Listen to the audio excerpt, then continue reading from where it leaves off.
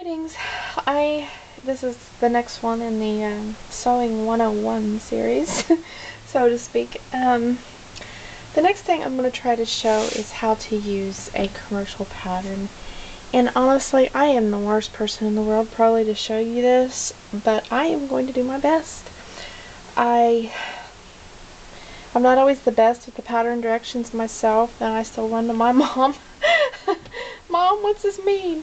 Because sometimes they'll use terms or the figures just don't make sense, and sometimes they even leave steps out. Pattern directions just a lot of times aren't what they should be. I think sometimes maybe they dumb things down too much, and sometimes they just don't dumb it down enough. I don't know, but in any event, let me try.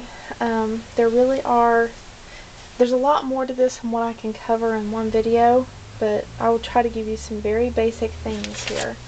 This is a pattern that I've not opened, or not cut open, I should say. When you get your pattern from the store, you're going to be looking obviously for the correct size.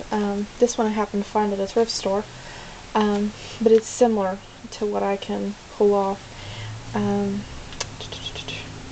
It happens to be a full figure pattern, but obviously whatever size you think works for you. When you're going through your pattern book at the store, you need to find the number and then go in the drawer and find the one that matches and then pick your size. You will find a lot of times what's in the book is not in the drawer. A very, very irritating thing. So write you a bunch of numbers down of things that you may like before you go to the drawer so you can try and look them all up at once. On the back, they give measurements, like your bust, waist, hip, and back, neck to waist, to try to get a basic idea of to help you figure out your fit. You do, really, before you go buying your pattern, you need to get your measuring tape like this and know what your measurements are. You don't have to have the yellow version, you can have the white version. This yellow one just happens to be 120 long. The white ones that are 60 are fine for most people. But learn what your bust, waist, and hip and such is. Always buy your pattern. For beginners, I would say buy the biggest measurement. Like if your hips, fall in the range that they happen to be, a size 32 or what have you, but your upper body is a size 26. Buy for your hips because you need it to be as big as possible. Now, once you get more advanced with your sewing skills, it's actually a little bit better to buy your pattern by your bust, so things will fit around your shoulders and your bust area, whereas you can enlarge them for your hips a lot easier than you can decrease the size of the upper body parts. But for now, for a beginner, I would say buy for the biggest measurement that you have. You need to look at a few things. There's usually recommended fabrics on the back of a pattern, for depending on what your job is. It's not gospel, you don't have to go buy it, but a lot of times the advice is pretty decent. It'll give you a list of notions. Generally, you probably want to go with that, though again, it's not gospel. There's going to be things you may want to be switching out or substituting with something else, but for a beginner, generally you probably ought to stick roughly with your list. There's also the point that, depending on what view, like you may be making this jacket, well, that jacket's probably going to take a little bit more because of the way it's made. You need to make sure you're buying enough fabric, and this will give you the right yardage amount you should need to buy. Like if you're going to make C, you need to come back here to letter C, and then depending on what type of fabrics usually come in 45 or 60-inch widths, and then it's usually folded over, but it's like if it was unfolded, that would be its width. And you need to figure out which one you're buying. It'll usually say at the end of the bolt, and then from there you cross-reference to your size and figure out your yardage. And generally it's wise to buy a little bit extra if you can. But that's kind of the rough overview of how to get your pattern. Once you've done that, obviously we open it up. You're going to have your directions, which are there, and then your pattern itself, which this is an uncut pattern because I've not messed with it yet. hoping unlike this winter, I'd like to make a little pink fleece coat or something for the days that aren't real cold. But you're going to have to cut this out. When you go to cut it, you do need to be careful.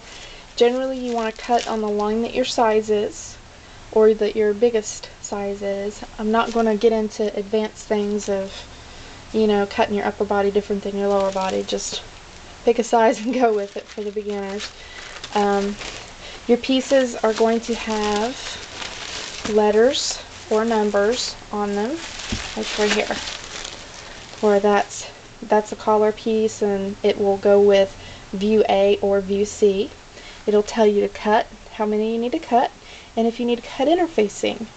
You need to cut, in this particular case, 2 of these pieces, and you'll be doing it on a fold, which there's your mark for to do on a fold.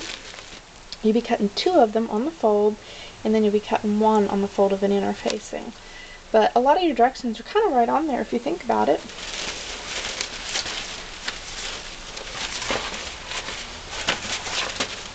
Okay, try to put this aside for now. Probably the most difficult part is going to be when it comes down to your directions. Obviously, walking you through is not going to be a lot of good on this one because every pattern is going to be different. And it's going to be different between your pattern makers.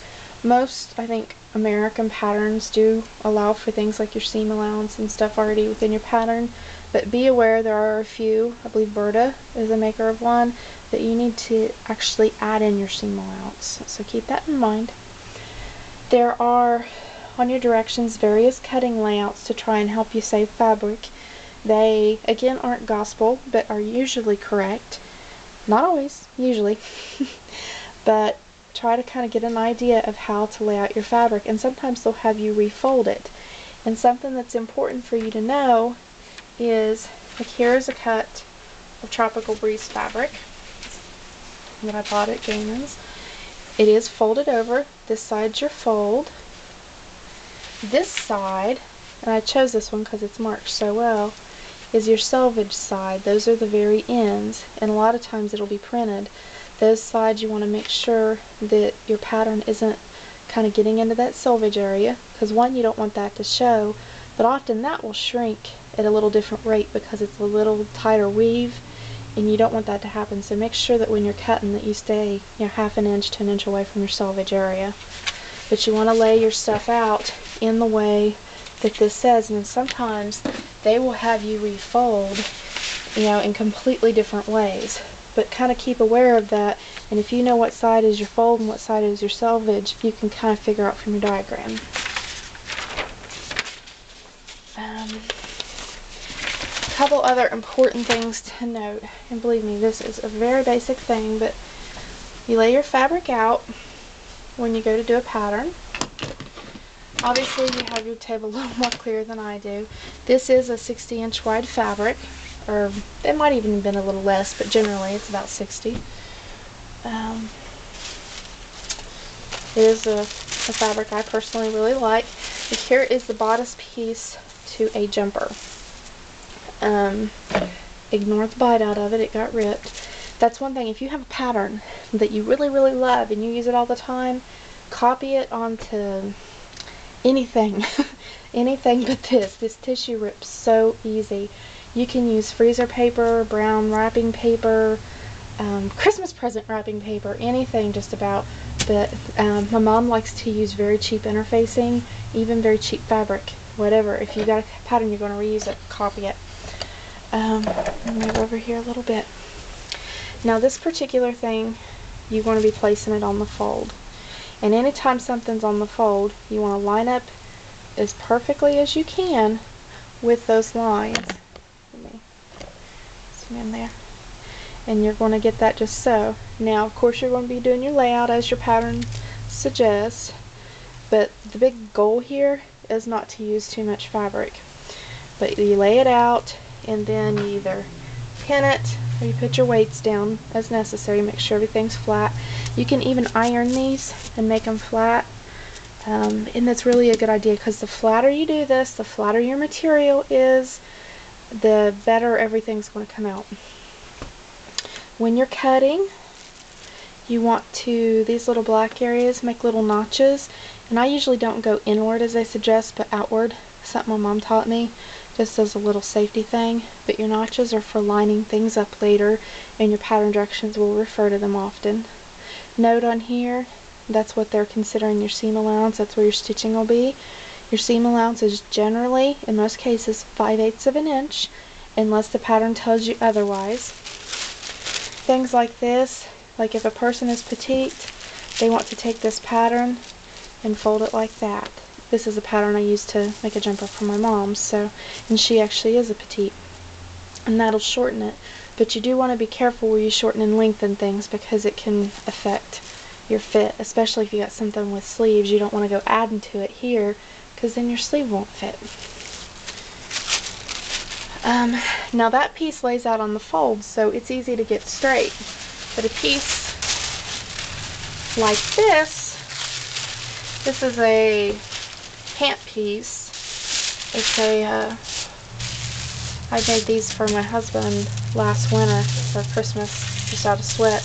And I actually skipped the fly portion, but I just folded it over. But you can of course do that. But the thing that I want to show you here is on this pattern, there's this arrow right in the center. That's your grain line. And you want to get things lined up. Lined up with this grain line.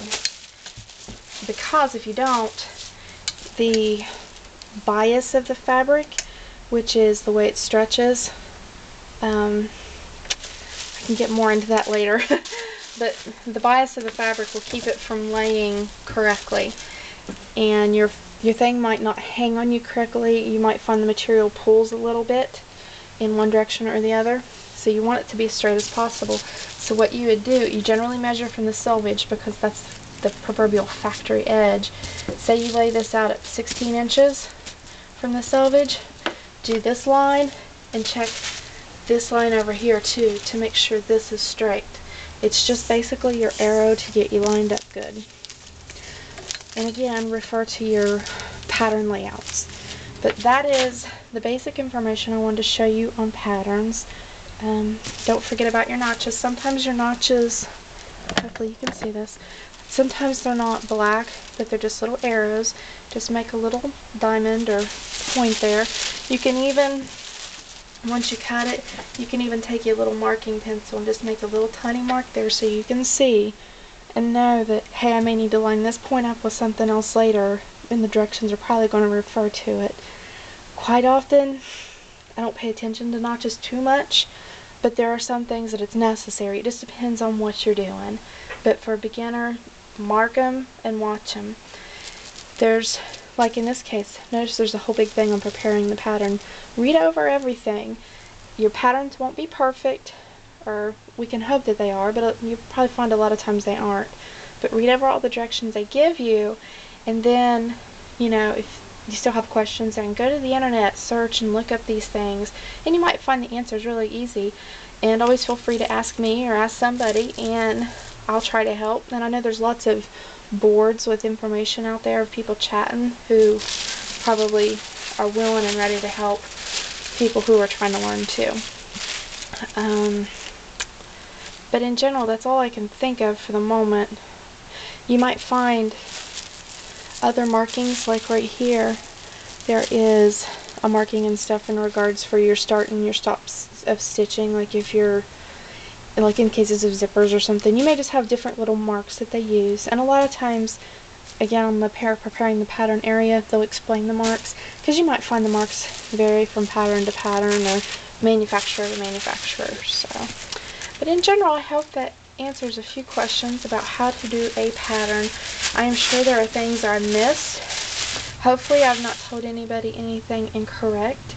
Experienced seamstresses, if anybody is watching this, if I have done anything incorrect, please comment and let me know, and I will do my best to correct it if the comment isn't enough on its own, or if it's something that I need to redo a video, I will, if I absolutely need to. So hopefully that helps. Have a very blessed day.